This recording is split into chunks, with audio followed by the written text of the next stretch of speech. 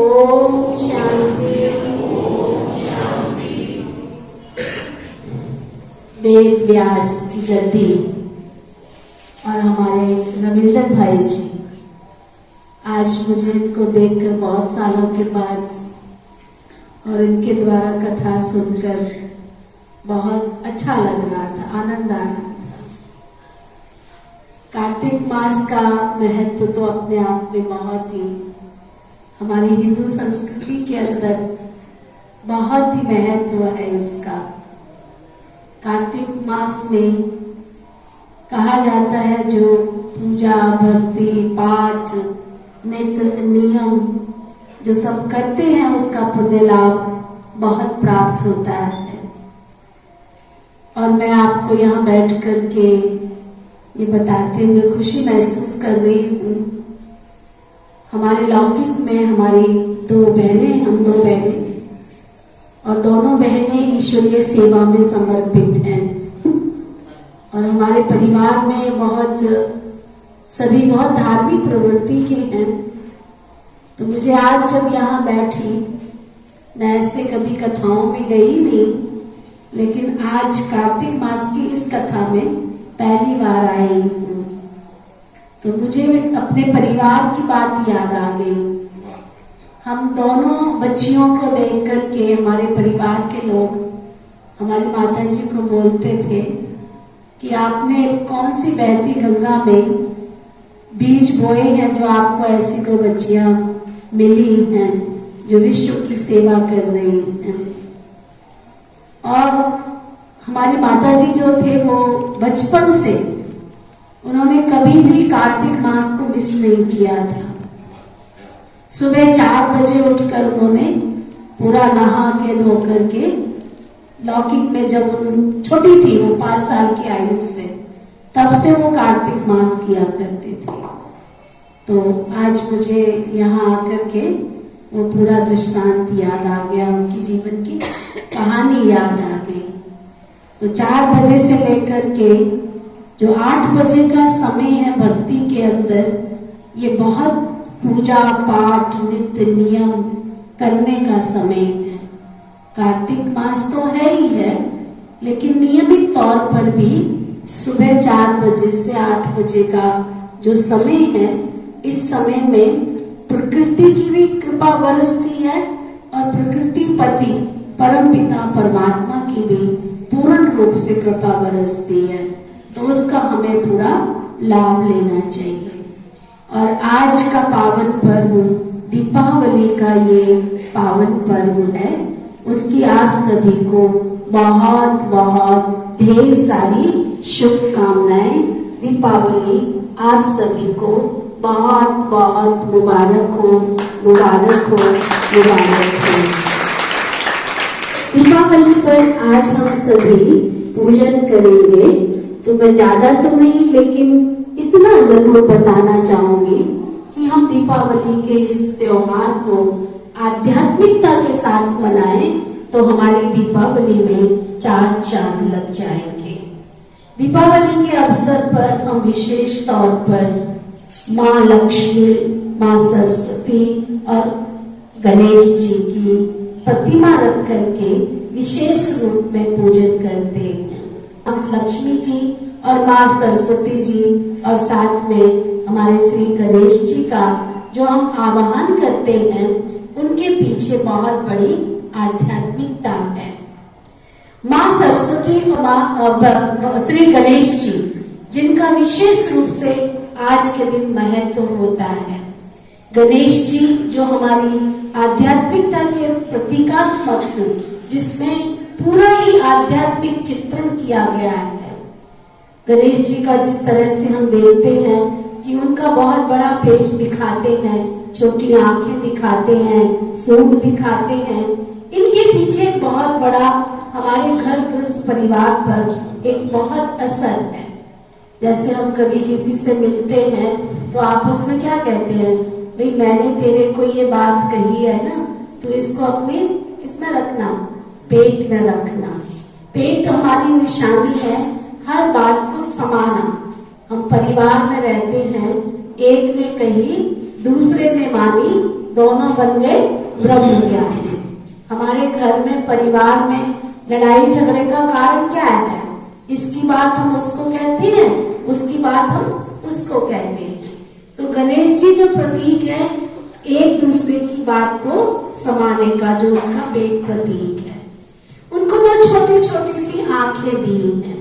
छोटी छोटी आंखें दर्शाती हैं कि दूसरे को नहीं देखना है, हमने अपने आप को देखना है।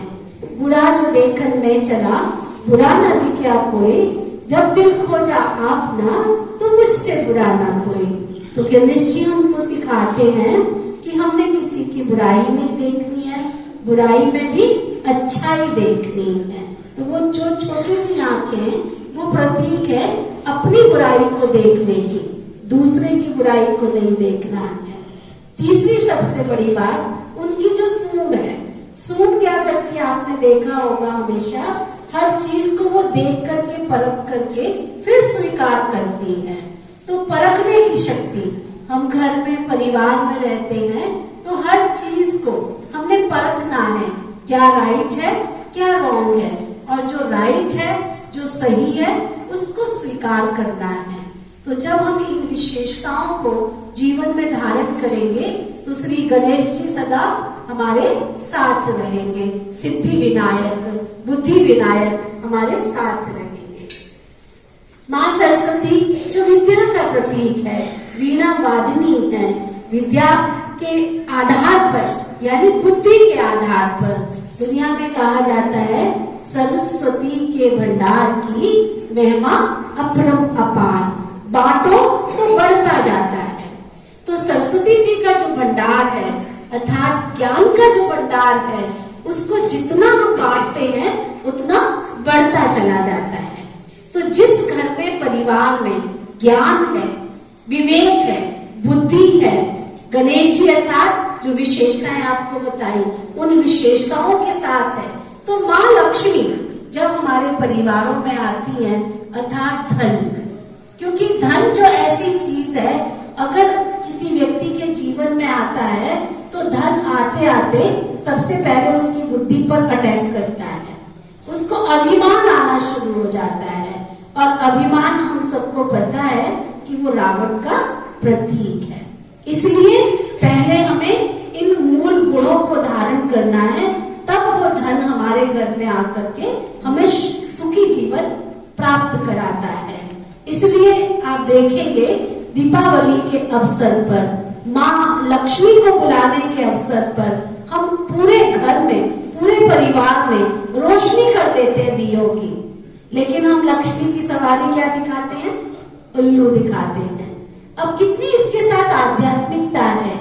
माँ लक्ष्मी धन को लेकर हमारे घर में आ रही हैं, वो रोशनी में तो उल्लू आ नहीं सकता है, आ सकता है? उसको तो दिखता नहीं है, तो वो कैसे आएगा? कहने का इसके प्रति भाव यही है कि हमें धन आने के बाद सरस्वती माँ अर्थात ज्ञान को, गणेश अर्थात उनकी सिद्धियों को अपने साथ रखते हुए धन को यूज करना है। अर्थात जो धन परिवार में दुआओं के साथ आता है, वो धन परिवार में खुशहाली लेकर आता है। इसलिए धन कमाते समय हमें ये ध्यान रखना है कि जो धन हमारे पास आ रहा है वो किसी के मन को दुखी करके तो नहीं आ रहा है, क्योंकि जो चीज दुख के साथ आएगी वो कभी हमें खुशहाली नहीं दे सकती है। तो हमेशा अपनी बुद्धि को समझ करके यूज करना है।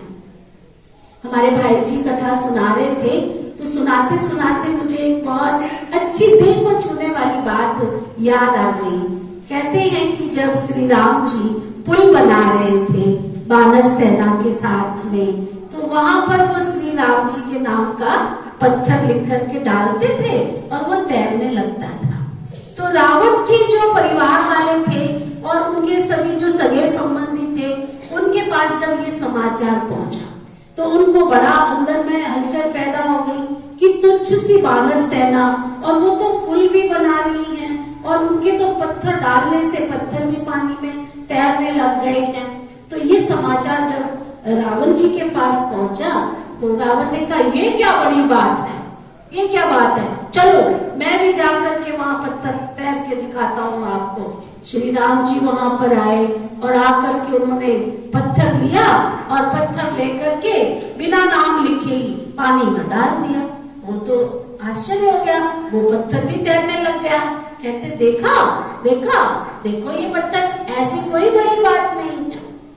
चलो जी वो महल में पहुंचे और हम सबको पता है कि रावण जी की जो पत्नी थी मंदोदरी, वो तो बहुत बड़ी शिव भक्त थी, वो तो बहुत पूजा पाठ करती थी, नित्य नियम करती थी। उन्होंने उनसे पूछा महाराज मुझे इस बात का राज तो बताओ, मैं नहीं मान सकती हूँ कि आपने जो पत्थर डाला है और वो पत्थर तैरने लगे। कहते भगवान जब मैं पत्थर डाल रहा था ना तो मैंने बोला श्री राम की सौगंध ये पत्थर है ना पानी में तैरना चाहिए। तो उनसे क्या याद किया उन्होंने? श्री राम जी को याद किया, है ना। तो ये हमारी अद्भुत शक्तियां हैं। एक मैं है ना 2 दिन पहले पढ़ रही थी, हमारे श्री रामायण के अंदर एक पाठ आता है काक भुसंडी जी का। तो जो हमारे श्री रामानंद सागर जी ने रामायण बनाई, तो उसमें उनका एक दृष्टांत वो आया अनुभव, मुझे बहुत अच्छा लगा और मैं यहाँ शेयर करना जरूर उचित समझूंगी। तो कहते हैं जब वो दृश्य रामायण में दिखाने जा रहे थे तो काक भुसंडी जी का जो दृश्य उन्होंने दिखाना था, तो उन्होंने 4-5 कौवे पकड़े थे। और जब कौवे को पकड़ तो सकते नहीं है और उसकी तो चोंच ही इतनी तीखी होती है, तो वो तो चैन को भी काट देते हैं, लोहे की चैन को भी काट देते हैं। तो उन्होंने जंगल से बड़ी मुश्किल के साथ कौवों को पकड़ा।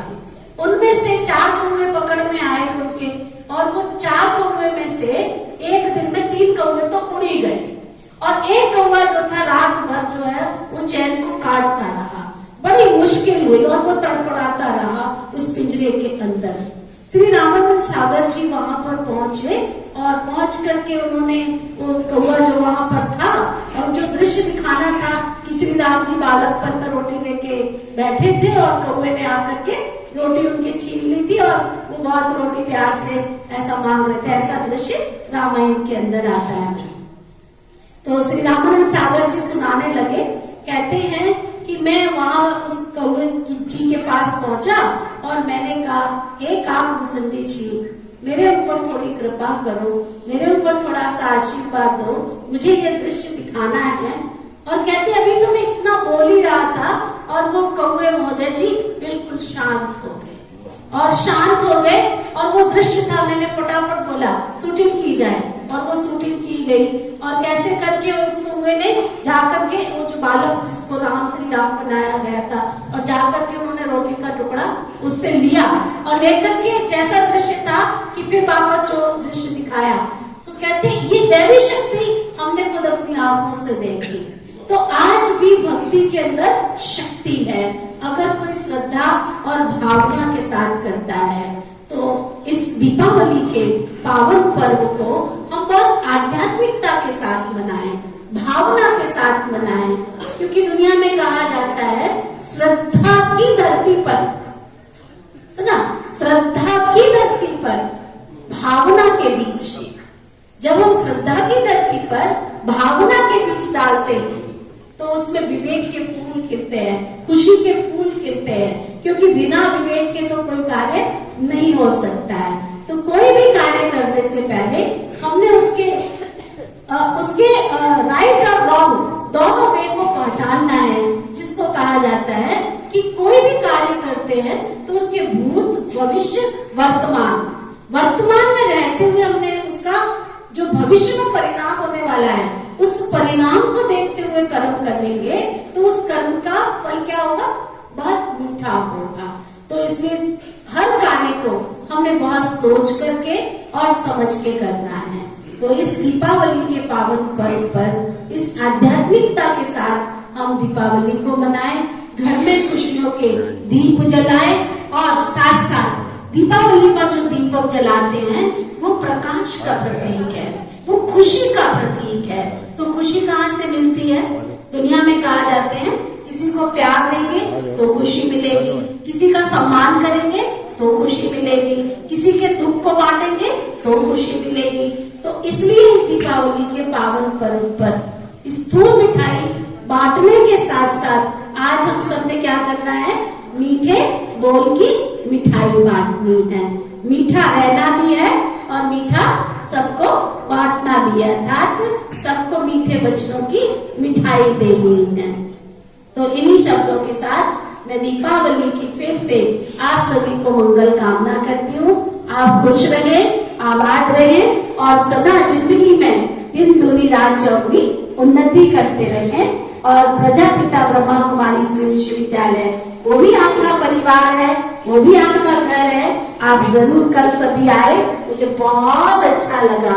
सभी श्री बाला रामलीला कमेटी के सदस्य वहाँ पहुंचे थे, हमारे स्वामी संजीव स्वामी भाई जी, भाई अशोक सेठी जी और सबके नाम तो मुझे याद नहीं, श्री रविंद्र सिंह राय जी और उनकी पूरी कमेटी, हमारे बत्रा जी, ये बत्रा जी का पूरा नाम मुझे इंद्रलाल बत्रा जी, ये भी वहाँ पहुंचे हुए थे। तो बहुत बहुत साथ ही रहते हैं, बहुत अच्छा लगा। और आप सभी को भी भैया दूज की बहुत बहुत आने वाले समय में बहुत बहुत खुशी है। आप सभी जरूर जो भी यहाँ बैठे हैं, भाई बैठे, बहनें बैठे हैं, भैया दूज का कार्यक्रम है हमारा सुबह 5:30 से 7:30 बजे, जरूर उस तिलक को लगवाने के लिए पहुंचना। और वैसे भी ऑल ओवर 24 आवर्स प्यारे बाबा का प्रभु अनुभूति भवन आप सबके लिए खुला है। सुख ले, शांति ले, ईश्वरीय आध्यात्मिक ज्ञान से अपने जीवन को परिपूर्ण करे। ओके, ओम शांति शांति शांति। मंदिर सभा की ओर से हार्दिक अभिनंदन है, स्वागत है। ज्ञान की गंगा यहाँ पर उन्होंने बरसाई है, मंदिर सभा की ओर से उनको मान